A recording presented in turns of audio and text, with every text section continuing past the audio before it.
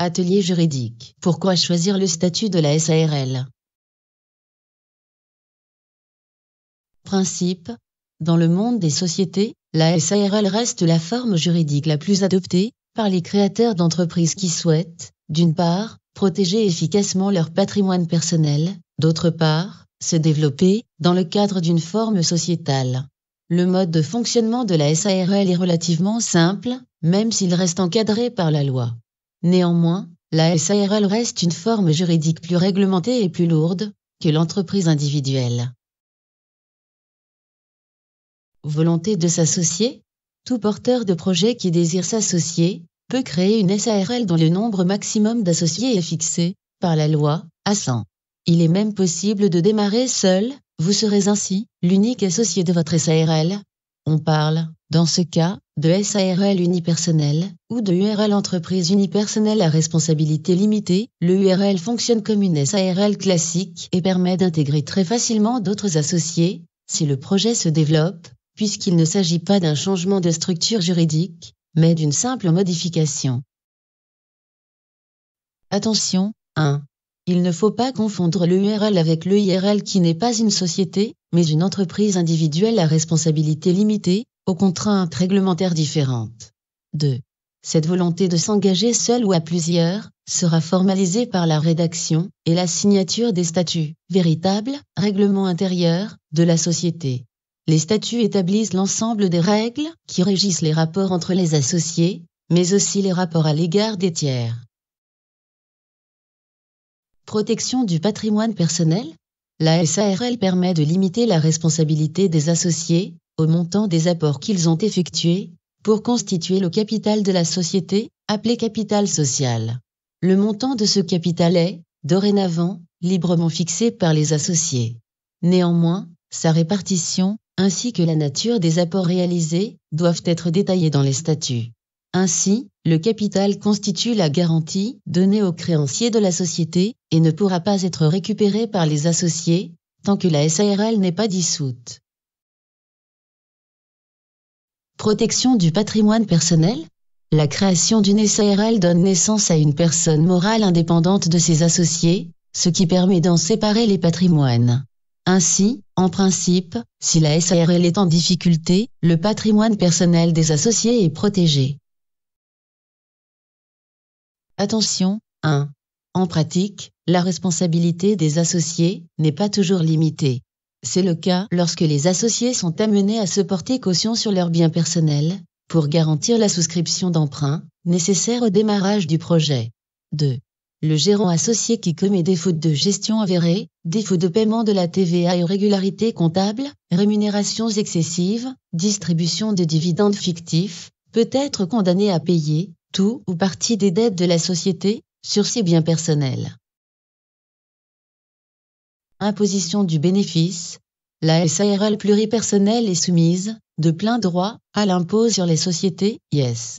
Elle peut, sous condition, opter pour l'impôt sur le revenu, IR.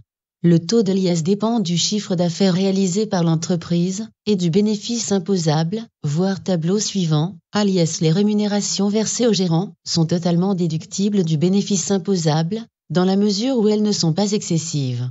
Elles constituent également la base de calcul des cotisations sociales. Barème de l'impôt sur les sociétés. Le taux de l'impôt sur les sociétés applicable dépend du chiffre d'affaires hors taxe réalisé. Si le chiffre d'affaires hors taxe dépasse 7 630 000 €, le bénéfice de la société sera taxé, en totalité, à 33,33%. Si le chiffre d'affaires hors taxe ne dépasse pas 7 630 000 €, le bénéfice de la société sera taxé à 15% jusqu'à 38 120 € et à 33,33% au-delà.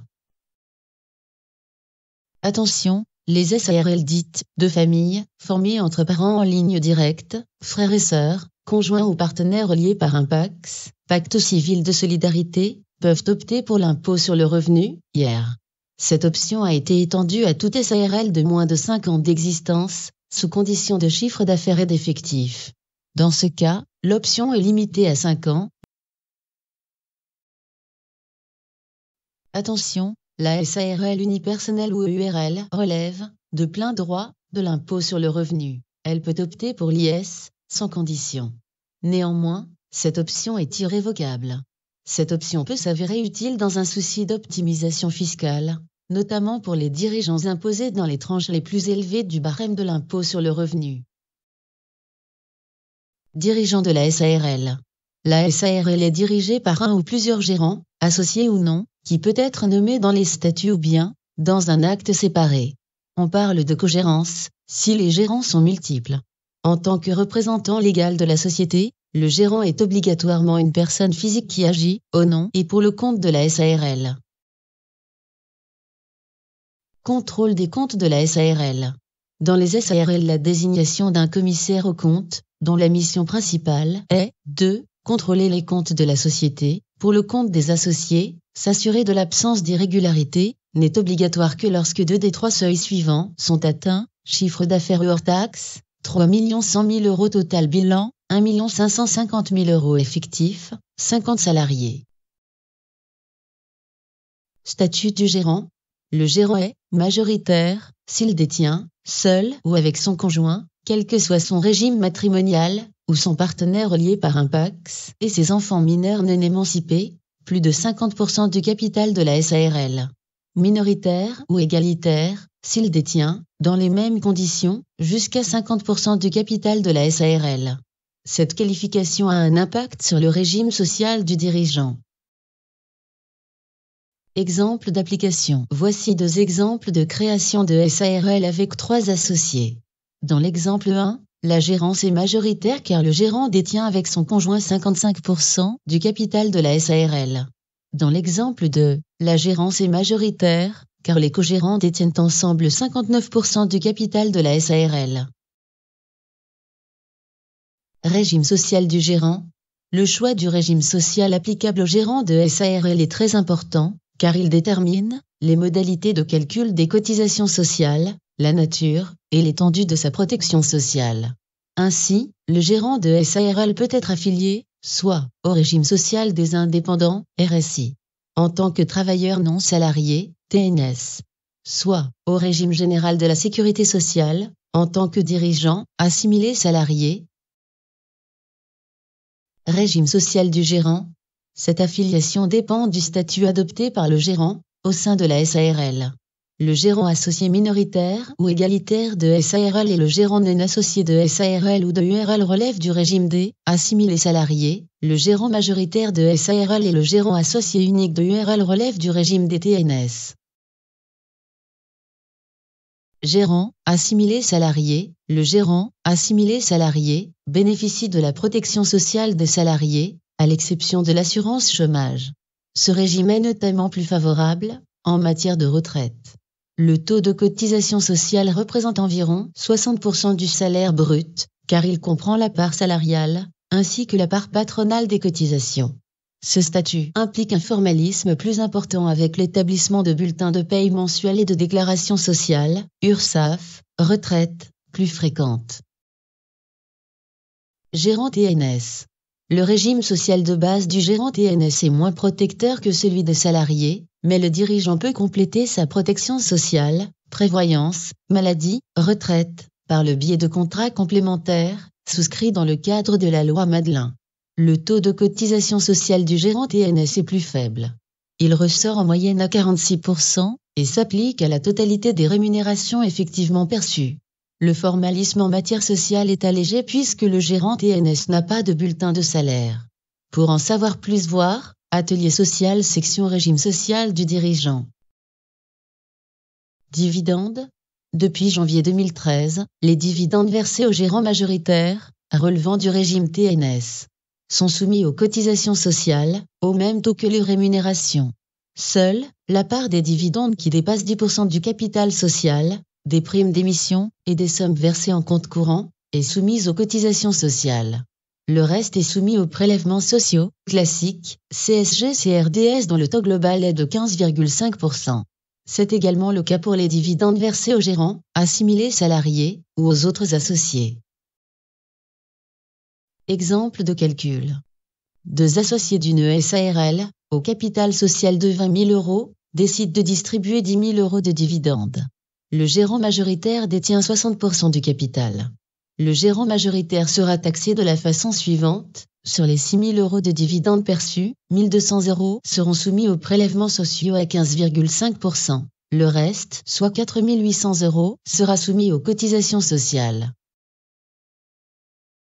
L'associé non gérant percevra 4 000 euros de dividendes, qui seront seulement soumis aux prélèvements sociaux à 15,5%. Statut du conjoint. Le conjoint marié, ou le partenaire lié par un PACS, du gérant, associé unique de URL majoritaire de SARL, peut adopter le statut de conjoint collaborateur à deux conditions: ne pas être associé de la société, exercer une activité régulière, non rémunérée, dans l'entreprise. L'effectif de la SARL ne doit pas dépasser 20 salariés. Statut du conjoint. Ce statut permet au conjoint de participer en toute légalité à l'activité de l'entreprise, bénéficier d'une protection sociale et d'être affilié personnellement au régime d'assurance vieillesse des TNS à moindre coût, de pouvoir accomplir par délégation tous les actes administratifs relatifs à la gestion courante de l'entreprise, à la place et au nom du gérant. Attention, 1. Ce statut est interdit dans les autres formes de société, SA, SAS, SASU ou SNC. 2. Les cotisations sociales, versées pour le conjoint collaborateur, restent déductibles du bénéfice imposable, au même titre que celles du gérant. Pour en savoir plus, Atelier social section « Quel statut pour le conjoint ?» Formalisme juridique. Toutes les sociétés évoluent dans un cadre légal et réglementaire, plus strict que celui des entreprises individuelles. En effet, dans les SARL il existe des formalités juridiques plus contraignantes, qui doivent être respectées, à la création de la société, tout au long de la vie de l'entreprise. Première étape incontournable, la rédaction des statuts, imposée par la loi, nécessite souvent le recours à un expert comptable, ou un avocat, pour en valider les différentes clauses, qui s'imposent à tous les associés. Formalisme juridique.